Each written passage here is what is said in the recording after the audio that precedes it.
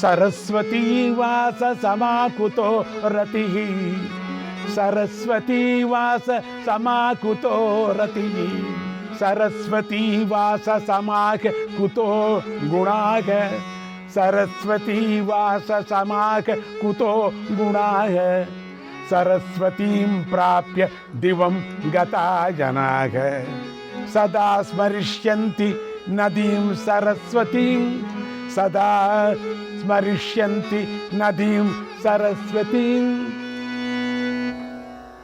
సరస్వతీ నది వద్ద నివసించటంతో లభించే ఆనందంతో సమానమైన ఆనందం ఎక్కడ లభిస్తుంది? సరస్వతీ నివాసంలో లభించే గుణాలు ఎక్కడి నుంచి వస్తాయి? ఎక్కడా లభించవు కదా. సరస్వతిని చేరి దివంగతులైన ప్రజలు సరస్వతిని నిత్యము స్మరిస్తూనే ఉంటారు. సరస్వతీ నది అంత గొప్పది కనుకనే స్మరిస్తూ ఉంటారు.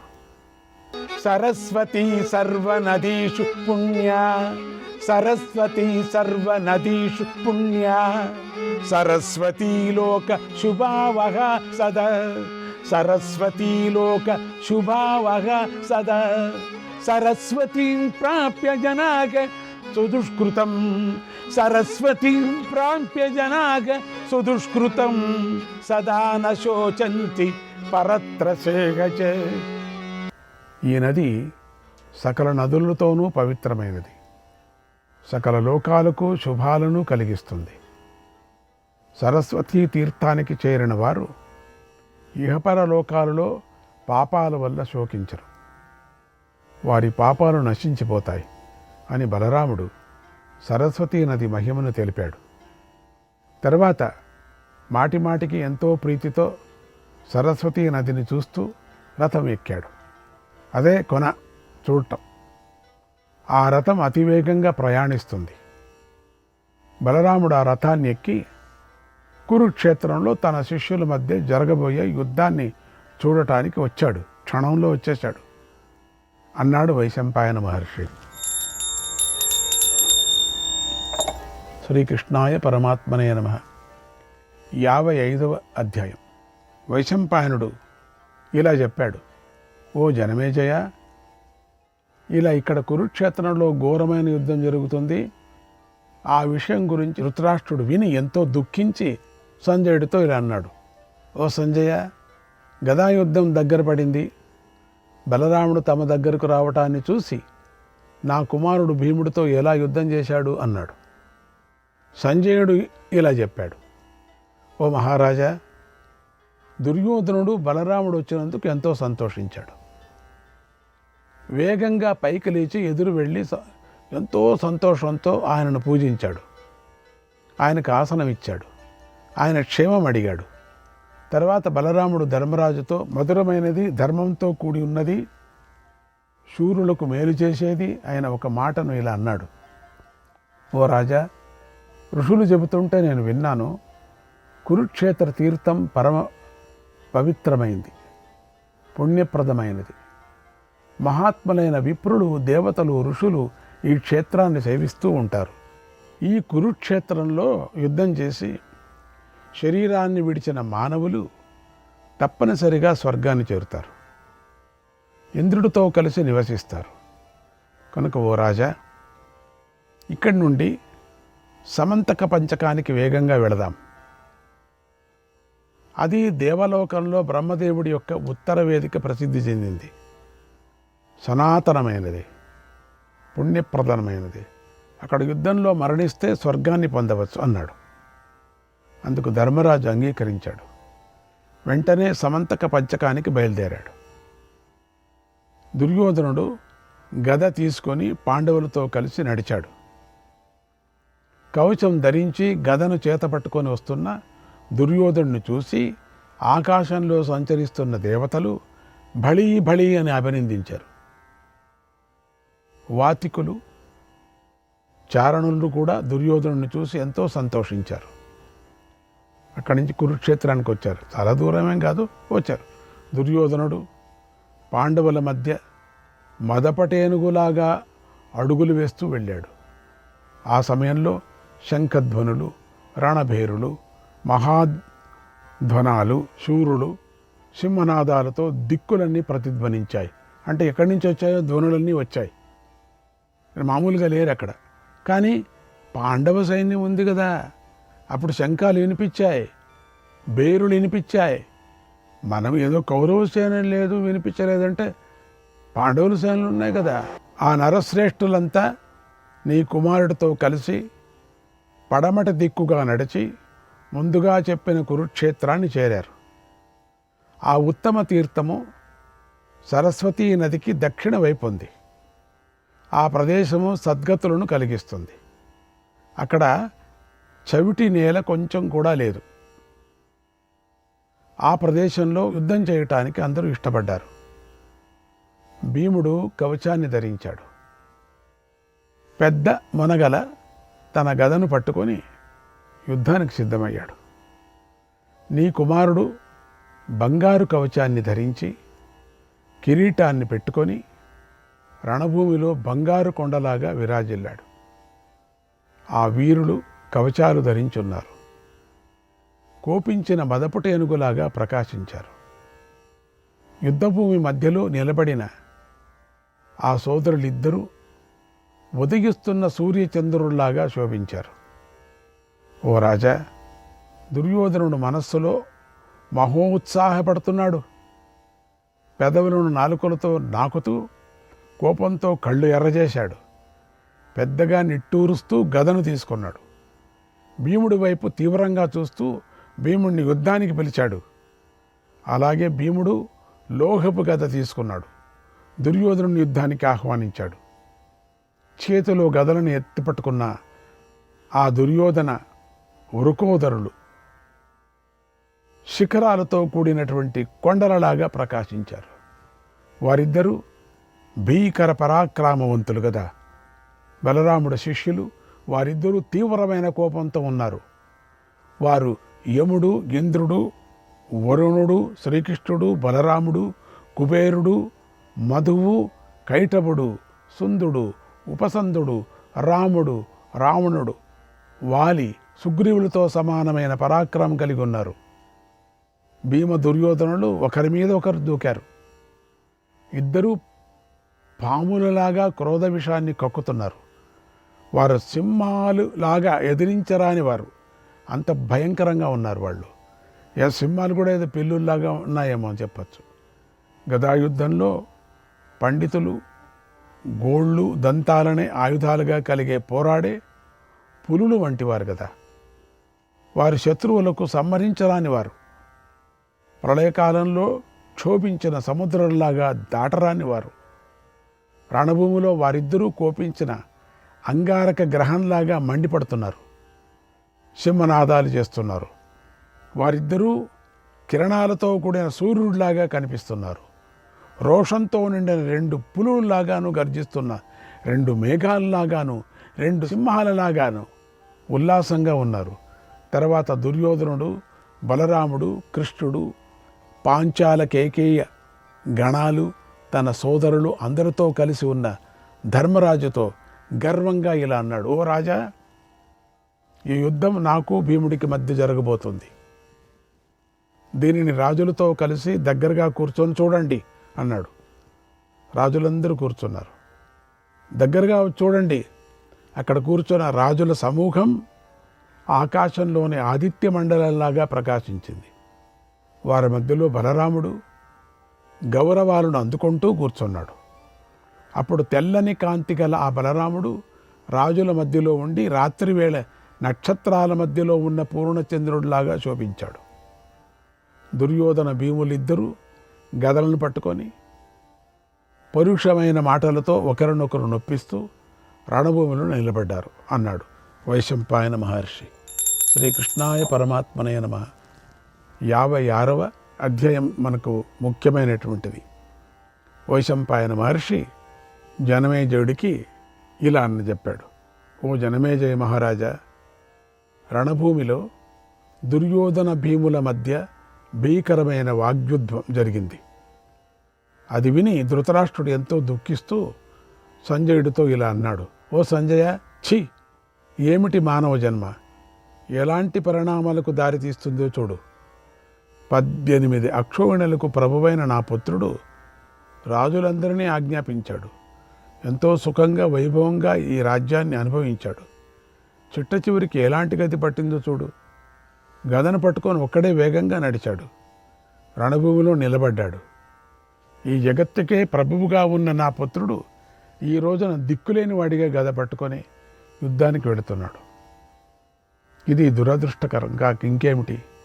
ఓ సంజయ, నా కుమారుడి కారణంగా నాకు పెద్ద దుఃఖం కలిగింది అంటూ ధృతరాష్ట్రుడు పెద్దగా దుఃఖిస్తూ మౌనం వహించాడు. అప్పుడు సంజయుడు ఇలా అన్నాడు, ఓ మహారాజా, నీ పుత్రుడైన దుర్యోధనుడు రణభూమిలో మేఘంలాగా గర్జించాడు. ఆబోతులాగా రంకె వేస్తూ భీముణ్ణి యుద్ధానికి పిలిచాడు. ఆ కురురాజు భీముణ్ణి పిలిచినప్పుడు ఎన్నో భయంకరమైన అపశకునాలు కలిగాయి. అప్పుడు మేఘాలు గర్జించాయి, పెద్ద పెద్దగా గాలులు వీశాయి. అక్కడ ధూళి వర్షం కురిసింది. అన్ని దిక్కుల్లోనూ చీకట్లు క్రమ్ముకున్నాయి. ఆకాశం నుండి వేల కొద్దీ ఉల్కలు పడి భూమిని బద్దలు చేశాయి. వాటితో పాటు ఒళ్ళు జలధరించేలాగా మరొక ఘటన కూడా జరిగింది. ఆ రోజు పున్నమి కాకపోయినా రాహువు చంద్రుని బెరింగేశాడు. అడవులు వనాలతో కూడిన భూమి తీవ్రంగా కంపించింది. నేలపై రాళ్లను కురిపిస్తూ కఠినమైన గాలులు వీచాయి. కొండ చర్యలు విరిగి నేల మీద కూలాయి. రకరకాల జంతువులు పరిగెడుతున్నాయి.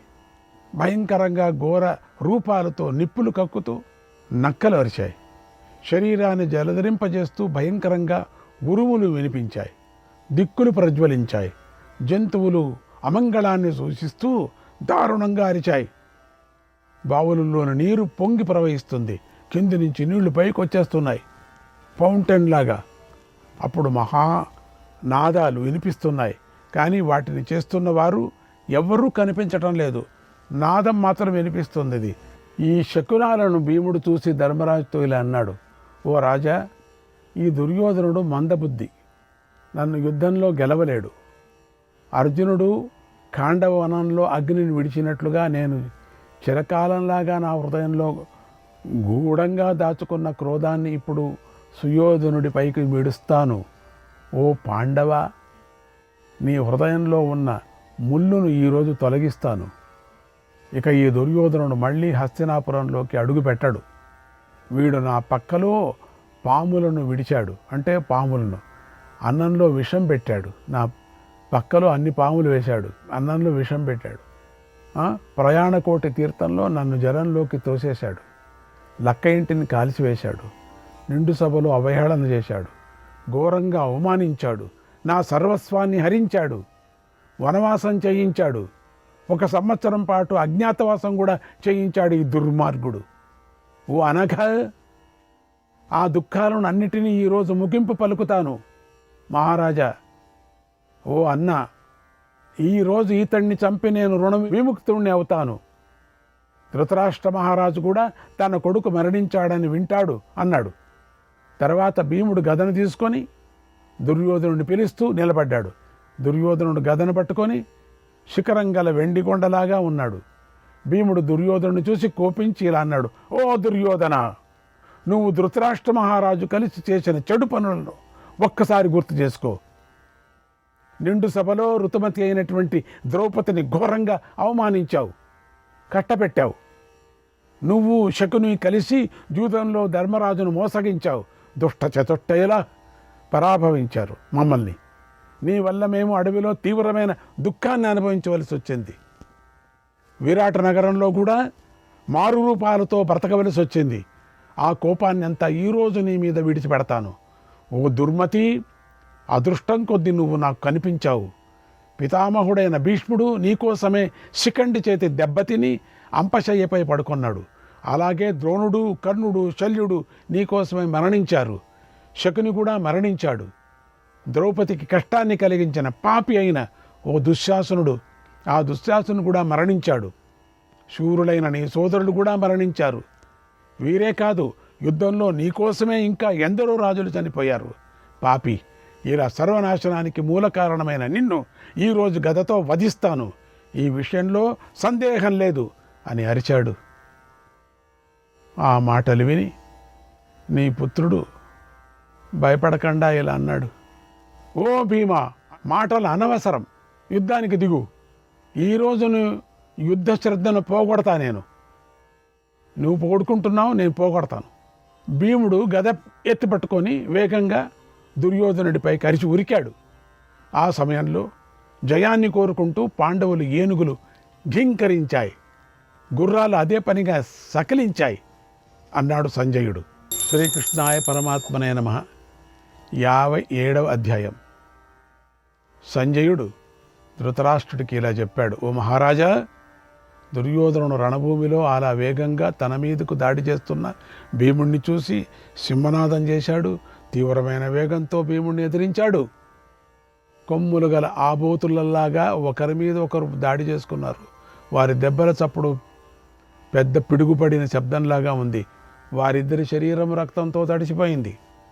అప్పుడు వారు పుష్పించిన కింశుక వృక్షాల్లాగా కనిపించారు. రణభూముల్లో అలా వారి యుద్ధ పరమా దారుణంగా జరుగుతూ ఉంటే నిప్పురవ్వులపైకి ఎగిసిపడ్డాయి. వాటితో ఆకాశం మిడుగు పురుగులు ఎగురుతున్నాయా అన్నట్లుగా ముచ్చటగా ధమ్మ ధమ్మ అని పడుతున్నాయి. అది పైనుంచి ప్రకాశించింది. రణభూమిలో అత్యంత భయంకరంగా దొమ్మి యుద్ధం జరుగుతున్నది. వారిద్దరూ పోరాడుతూ బాగా అలసిపోయారు.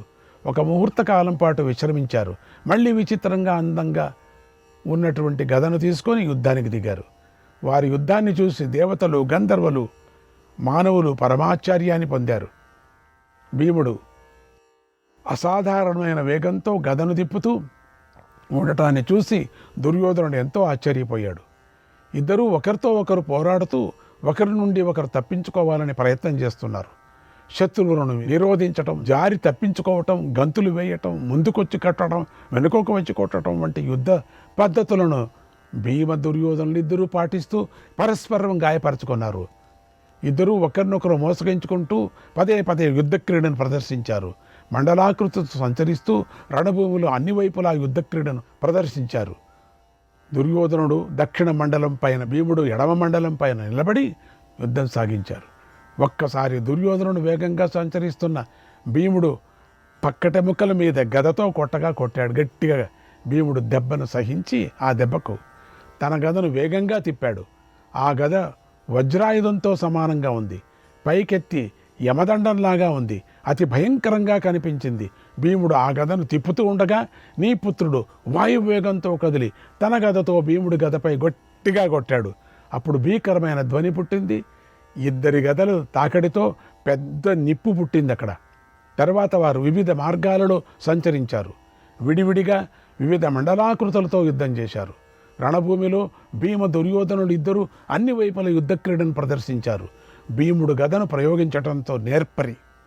అతడు వేగంగా కదిలి దుర్యోధనుడిని సమీపించి పక్కటెముకపై గట్టిగా కొట్టాడు. ఆ దెబ్బతో దుర్యోధనుడికి మతి తప్పింది. మోకాళ్ళ మీద కూర్చున్నాడు. దుర్యోధనుడు అలా మోకాళ్ళ మీద కూర్చోగానే శృంజయులు పెద్దగా సింహనాదం చేశారు. ఆ శబ్దానికి నీ కుమారుడు సహించలేక ఎంతో కోపించాడు. మహాసర్పంలాగా బుసగొడుతూ లేచి గదను పట్టుకున్నాడు. భీముడి శిరస్సును బద్దలు కొడతా ఇంకేం కొడతాడేమో అన్నట్లుగా దూసుకొని మీదకి వచ్చాడు. భీముడి నుదటిపై గదతో కొట్టాడు. కానీ భీముడు తెలించలేదు. కొండలాగా నిలబడ్డాడు. ఇంద్రుడు రాక్షసుడైన నముచిని ఆక్రమించినట్టుగా భీముడు దుర్యోధనుని మీద ఆక్రమించాడు. అమిత వేగంగా రణభూమిలో సంచరించాడు అన్నాడు సంజయుడు. శ్రీకృష్ణాయ పరమాత్మనే నమః. 58వ అధ్యాయం. సంజయుడు ధృతరాష్ట్రుడికి ఇలా చెప్పాడు, ఓ మహారాజా, భీమ దుర్యోధనులు కురుముఖ్యులు వారి యుద్ధంలోని విజృంభణను అర్జునుడు చూశాడు. వెంటనే వాసుదేవుడితో ఇలా అన్నాడు, ఓ కృష్ణ, ఈ ఘోర యుద్ధంలో ఈ ఇద్దరు వీరుల్లోనూ ఎవరు గొప్పవారని నువ్వు అనుకుంటున్నావు? శ్రీకృష్ణాయ పరమాత్మనే నమః.